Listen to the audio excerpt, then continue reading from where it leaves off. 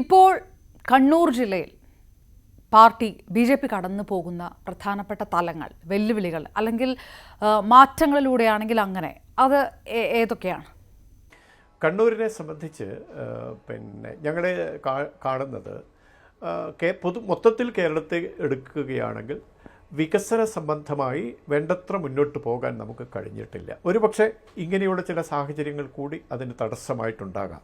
അപ്പോൾ എപ്പോഴും നമുക്ക് വികസനവും ഈ പൊളിറ്റിക്കൽ വയലൻസും തമ്മിൽ പരസ്പരം ചേരുന്നതല്ല, അത് പരസ്പര വിരുദ്ധമായി മാത്രമേ നിൽക്കുകയുള്ളൂ. അങ്ങനെ ഒരു സാഹചര്യത്തിൽ കേരളത്തിലെ മറ്റു പ്രദേശങ്ങളെ എടുത്ത് നമ്മൾ പരിശോധിച്ചാൽ മലബാർ മേഖല, പ്രത്യേകിച്ച് കണ്ണൂർ ജില്ല, കണ്ണൂർ കാസർഗോഡ് ജില്ലകൾ വികസനത്തിൽ അല്പം പിന്നിലാണ്. ഒരു 10 വർഷത്തെയെങ്കിലും പിന്നാക്കം നമുക്ക് നേരിടേണ്ടി വന്നിട്ടുണ്ട്.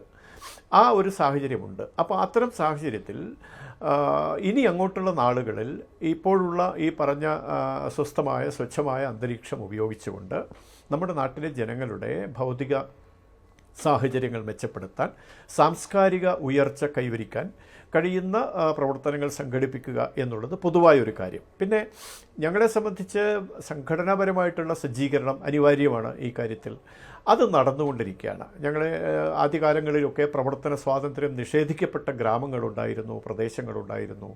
ഏതെങ്കിലും തരത്തിലുള്ളൊരു പ്രവർത്തനം സംഘടിപ്പിക്കുമ്പോൾ പ്രയാസങ്ങൾ അനുഭവിക്കേണ്ടി വന്നിട്ടുണ്ട്.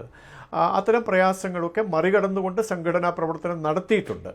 പക്ഷേ ഇപ്പോൾ കൂടുതലായി ആ സാഹചര്യത്തെ ഞങ്ങൾക്ക് അനുകൂലമാക്കി മാറ്റാൻ സാധിക്കുമെന്ന പ്രതീക്ഷയുണ്ട്. നമ്മുടെ കണ്ണൂർ ജില്ലയിൽ, കേരളത്തിൽ മുഴുവനായും ദേശീയ രാഷ്ട്രീയ പ്രസ്ഥാനത്തെ സ്വീകരിക്കാനുള്ളൊരു മനസ്സ് ജനങ്ങളിൽ രൂപപ്പെട്ടു വരുന്നുണ്ട്. ആ രൂപപ്പെട്ടു വരുന്നത് ഞാൻ നേരത്തെ സൂചിപ്പിച്ചതുപോലെ വികസിത ഭാരതം എന്ന തലത്തിലേക്ക്, വികസിത കേരളം എന്ന തലത്തിലേക്ക് എത്തിക്കാനുള്ള ഒരു മാധ്യമമായി അല്ലെങ്കിൽ ഒരു മാർഗമായി ഞങ്ങൾ കാണുകയാണ്. വ്യക്തിപരമായിട്ടുണ്ടായ ഈ അനുഭവത്തിന് ശേഷം 2016 2021 ഒക്കെ നിയമസഭാ തെരഞ്ഞെടുപ്പുകളിലും താങ്കൾ ഭാഗഭാക്കായി കൂത്തുപറമ്പിൽ കൂടുതൽ ജനങ്ങളെ അടുത്തറിഞ്ഞു. ഒരു രാഷ്ട്രീയ കേരളം ഒരു വലിയ മാറ്റത്തിലേക്ക് കടക്കുകയാണ് എന്ന് അന്ന് തന്നെ ആ ജനങ്ങളുടെ പൾസ് കൊണ്ട് തോന്നിയിരുന്നു. ആ തെരഞ്ഞെടുപ്പിൽ മത്സരിക്കുന്നതിലൂടെ മാത്രമല്ല, ഞങ്ങളുടെ സംഘടനാ പ്രവർത്തനം എന്ന് പറയുന്നത് പ്രാഥമികമായി തന്നെ ജനങ്ങളുമായി ഇടപഴകിക്കൊണ്ടാണ്. ജനസമ്പർക്കം എന്ന പ്രയോഗമാണ് പൊതുവെ ഞങ്ങളതിന് ഉപയോഗിക്കുക. ഞങ്ങളുടെ പ്രാദേശിക തലത്തിൽ പ്രവർത്തനങ്ങൾ രൂപപ്പെട്ടു വരുന്ന സന്ദർഭത്തിൽ തന്നെ ആ പ്രദേശത്ത് ജീവിക്കുന്ന സാധാരണ ജനങ്ങളുമായി സംവദിക്കുക, അവരുടെ മനോവികാരങ്ങൾ മനസ്സിലാക്കിയെടുക്കുക, അവരുടെ ഭൗതിക സാഹചര്യങ്ങൾ മെച്ചപ്പെടുത്തുക.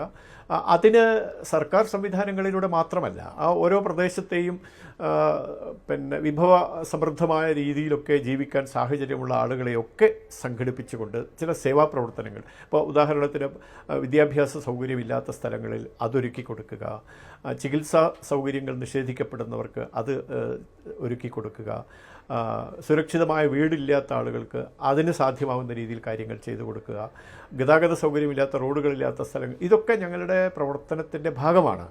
ആ പ്രവർത്തകർ അവരുടെ കായികാധ്വാനം ഉപയോഗിച്ചുകൊണ്ട് തന്നെ അത്തരം ധാരാളം കാര്യങ്ങൾ ചെയ്തത് നാട്ടിലെമ്പാടും എല്ലാവർക്കും കാണാൻ സാധിക്കുന്നതാണ്.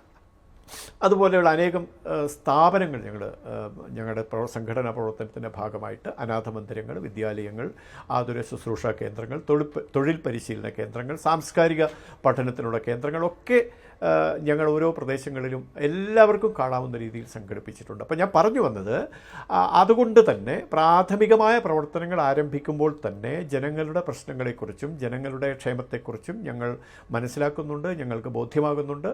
അതിൻ്റെ ഒരു തുടർ പ്രവർത്തനം എന്ന നിലയ്ക്ക് തെരഞ്ഞെടുപ്പിൽ ചില ആശയങ്ങൾ മുന്നോട്ട് വയ്ക്കുന്നു, മത്സരിക്കുന്നു, അല്ലെങ്കിൽ ജനങ്ങളുമായി കൂടുതൽ അടുത്തിടപഴകുന്നു. അതിലൂടെ കിട്ടുന്ന അനുഭവങ്ങൾ ഇതെല്ലാം വെച്ചുകൊണ്ട് തന്നെയാണ് മുന്നോട്ട് പോവുക. രാഷ്ട്രീയത്തിൽ ആരെയും സ്ഥിരം ശത്രുക്കളായോ മിത്രങ്ങളായോ കാണുന്നില്ല എന്നുള്ളൊരു ചൊല്ലുള്ളത് കൊണ്ട് ചോദിക്കുകയാണ്. ഇടതുപക്ഷത്തെ നേതാക്കളുമായിട്ട് വ്യക്തിപരമായിട്ടുള്ള ബന്ധങ്ങളുണ്ടോ? അങ്ങനെയുള്ള സൗഹൃദങ്ങൾ സൂക്ഷിക്കാറുണ്ടോ ഇപ്പോൾ? തീർച്ചയായിട്ടും ഉണ്ട്. അതിപ്പോൾ ഞാൻ പറഞ്ഞല്ലോ, വിമർശനങ്ങളും വിവാദങ്ങളും ഉണ്ടാക്കുന്ന ആളുകളൊക്കെ അത് അവരുടെ രാഷ്ട്രീയം അല്ലെങ്കിൽ രാഷ്ട്രീയ സംസ്കാരം എന്ന നിലയ്ക്ക് കാണാൻ എനിക്ക് കഴിയും. പക്ഷേ താങ്കൾ സൂചിപ്പിച്ചതുപോലെ, ചോദിച്ചതുപോലെ വ്യക്തിപരമായ സൗഹൃദം അത് അനിവാര്യമാണ്. അതുണ്ടാകുമ്പോഴാണ് നാട്ടിൽ ഏറ്റവും സന്തോഷം. ജനാധിപത്യത്തിൻ്റെ സൗന്ദര്യം എന്ന് പറയുന്നത് അവിടെയാണല്ലോ. എനിക്ക് പ്രാദേശിക തലത്തിലും എൻ്റെ രാഷ്ട്രീയ വിശ്വാസത്തിന് വിരുദ്ധ ചേരിയിൽ നിൽക്കുന്ന ആളുകളുമായിട്ട് സൗഹൃദമുണ്ട്. അത് ഉയർന്ന തലങ്ങളിലുമുണ്ട്. ഇപ്പോൾ പാർലമെൻറ്റിൽ തന്നെയും രാജ്യസഭാ തലത്തിൽ സത്യപ്രതിജ്ഞ ചെയ്ത സന്ദർഭത്തിലൊക്കെ കേരളത്തിലെ എല്ലാ രാജ്യസഭാ അംഗങ്ങളും ബഹുമാന്യരായ ആളുകളെല്ലാവരും എന്നോട് സൗഹൃദം പങ്കുവച്ചിട്ടുണ്ട്. അത് നിലനിർത്തിക്കൊണ്ട് പോകണം എന്ന് തന്നെയാണ് ആഗ്രഹിക്കുന്നത്. അത് അനിവാര്യമാണ്. അത് താഴെ തലങ്ങളിലും ഗ്രാമതലങ്ങളിലും അതിൻ്റെ ഒരു അനുരണനങ്ങൾ കാണേണ്ടതുണ്ട് നമുക്ക്. അതാണ് ഞാൻ പ്രതിനിധാനം ചെയ്യുന്ന രാഷ്ട്രീയ സംസ്കാരം അതാണ്, അല്ലെങ്കിൽ എന്നെ പഠിപ്പിച്ച രാഷ്ട്രീയ സംസ്കാരം അതാണ്. ഞങ്ങളുടെ താത്വിക ആചാര്യനായ ഭാരതീയ ജനസംഘത്തിൻ്റെ സ്ഥാപക നേതാക്കളിൽ ഒരാളായ ദീൻദയാൽ ഉപാധ്യായ എപ്പോഴും ഓർമ്മിപ്പിച്ചിരുന്നത് ആ കാലം മുതൽ തന്നെ നമുക്ക് രാഷ്ട്രീയ ശത്രുക്കളില്ല, പ്രതിയോഗികൾ മാത്രമേ ഉള്ളൂ എന്നാണ്. താങ്കൾ ചോദിച്ചതുപോലെ രാഷ്ട്രീയത്തിൽ സ്ഥിരമായ ശത്രുക്കളും മിത്രങ്ങളുമില്ല. ശത്രു എന്ന പ്രയോഗം തന്നെ ഞങ്ങൾ ഉപയോഗിക്കാറില്ല, പ്രതിയോഗികൾ എന്ന് മാത്രമാണ് പറയുക. അപ്പോൾ ആ പ്രതിയോഗികൾ എന്ന നിലയ്ക്ക് വരുമ്പോൾ വ്യക്തിപരമായ വൈരാഗ്യത്തിനോ വിദ്വേഷത്തിനോ പ്രസക്തിയേ ഇല്ല. നല്ല സൗഹൃദത്തോടെ, ഞാൻ സൂചിപ്പിച്ചല്ലോ, എല്ലാവരും പൊതു നന്മ ലക്ഷ്യം വെച്ചുകൊണ്ട് പ്രവർത്തിക്കുന്നവരാണ്. അത് ആ നിലയ്ക്ക് ഉൾക്കൊള്ളാൻ ഞങ്ങൾക്ക് കഴിയും. അതുകൊണ്ട് സൗഹൃദത്തിന് തടസ്സമില്ല. എല്ലാവരുമായിട്ടും നല്ല സൗഹൃദമുണ്ട്. അത് ശക്തിപ്പെടുത്തണം എന്ന ആഗ്രഹവുമുണ്ട്. വികസനമാണ് പ്രധാന ലക്ഷ്യം എന്ന് ആവർത്തിച്ച് പറയുകയാണ്. അപ്പോൾ MP എന്ന നിലയിൽ ഏത് വികസന നയമാണ് ജനങ്ങളിലേക്ക് എത്തിക്കണം, പ്രധാനമായിട്ടും ഊന്നൽ കൊടുക്കണം എന്ന് താങ്കൾ ആഗ്രഹിക്കുക? നമുക്കറിയാമല്ലോ, മഹാത്മജിയുടെ ഒരു സങ്കല്പം ഉണ്ടായിരുന്നു, അന്ത്യോദയ എന്ന് വെച്ചാൽ ഭാരതം ഗ്രാമങ്ങളിലാണ് ജീവിക്കുന്നത്. അത് ദശാബ്ദങ്ങൾക്ക് മുമ്പുള്ള അദ്ദേഹത്തിൻ്റെ സങ്കല്പമാണ്. അപ്പോൾ കേരളത്തെ വെച്ച് നമ്മൾ നോക്കുമ്പോൾ കേരളം ഒരു ചെറു നഗരമായി വികസിക്കുകയാണ്. കേരളം മുഴുവൻ നമ്മൾ നോക്കിക്കഴിഞ്ഞാൽ ഗ്രാമങ്ങൾ, നമ്മുടെ സങ്കല്പം അനുസരിച്ച് ഗ്രാമം എന്ന രീതിയിലേക്ക് കാണാൻ കഴിയുന്ന പ്രദേശങ്ങൾ ഇന്ന് ചുരുങ്ങി വരികയാണ്. നമ്മൾ പൊതുവെ പറയാറുണ്ടല്ലോ, കേരളം മൊത്തത്തിലൊരു നഗരപ്രദേശമായി മാറുന്നു.